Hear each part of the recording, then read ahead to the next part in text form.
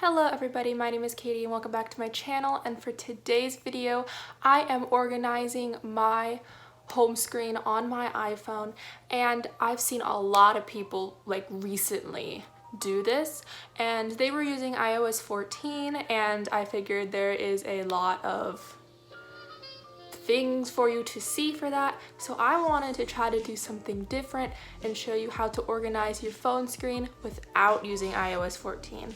Obviously you can use this same method and just add the widgets however you please, but I just wanted to try something different. And also, this is not my original idea. I've seen this somewhere before, so I just wanted to clear that out there. I'm not saying that I invented this style of home screen, but I wanted to pass on my knowledge to whoever finds this video, and let's just go ahead and get started. The first thing you're going to want to do is fill in all the slots of all the apps that you want in your final product. And what I mean by that is make sure each spot that you want to be filled has something in it. It doesn't matter what it is, you can change that later. But as you can see, I'm just dragging in some apps from my folders into the bottom row because I want to have 4 rows of applications in my final product. So that's what I'm going to do. And the reason why I'm doing this is so that I can figure out the spacing of when I create my title icons, and that way I can put the correct background color on that specific spot, because as you can tell, my background that I have currently is a gradient and I want it to match. And you'll see what I mean by that more later. And so now, switching to my iPad, I airdropped that photo to my iPad, and the reason why I did that is so I can have more precision with my Apple Pencil on there. And so now I'm going to move into the app Sketchbook, and I am going to go ahead and import that picture in, and then I'm going to zoom in and draw some lines straight across using the line tool on the top bar, and that way I can just be more specific and precise with my lines. And at first I did this with white, but then I changed and redid it with black because I wanted to have white dots in between, but then I ended up taking that out because I didn't like the way it looked. So this step is pretty much just optional. Basically, you just want separators just to know where one ends and one doesn't. You don't have to put the dots unless you like that kind of look, then go ahead and do that. But for me, I just thought it was a little too busy. And because I thought that I was going to use this as my background, I went ahead and put in my original background picture on top and then deleted the background layers of the lines and of the original wallpaper. And that way it was just the wallpaper that I want and the dotted lines. And that's what I did there for that. But instead of using this for my background, as I said, I just used it as kind of a reference for later on, as I will explain later in more detail. Then when I was finished, I went ahead and took a screenshot and just cropped it so that the wallpaper fits the correct dimensions. And then I went into this app that I have called Thumbnail Maker. I scrolled to the square option. I went ahead and took a screenshot and got a white background. And later on I changed this because I didn't like how much it stood out from my background, but this is the general idea of how I make these icons.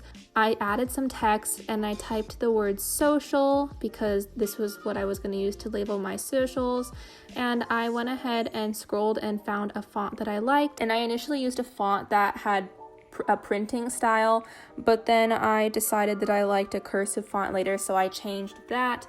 But once again, this is just customizable and you can do whatever you want and whatever font pleases you. So then I played around with the aspects. I added spacing in this, but when I did my when I did my one with cursive, I didn't do spacing because that looked kind of funny. But basically, when you're done customizing your little icon, you're going to go ahead and save that image.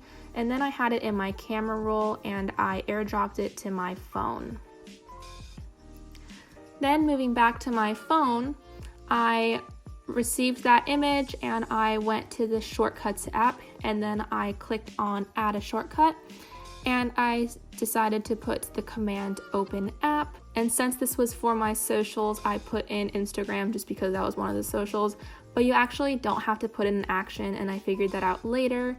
But yeah, I just went ahead and wrote socials, and then I clicked on the 3 dots in the corner there that you see up there, and then clicked on Add to Home Screen, And here is the name that will show up on the home screen. I didn't want a name that showed up below the icon because my icon itself had a name, so I just got rid of that. I clicked choose photo, and then I clicked the photo that I just made of social and pressed add. So now, as you can see, that is on my home screen, and I went ahead and edited it, haha. I went ahead and just dragged that onto there. And then I put my 2 most used social medias next door to that, and I had some trouble getting Instagram over there for some reason. It kept wanting to go into music, but I got it in there, and I put Snapchat right next door. And then to the folder next to that, I kept the rest of my socials because I have more than 3.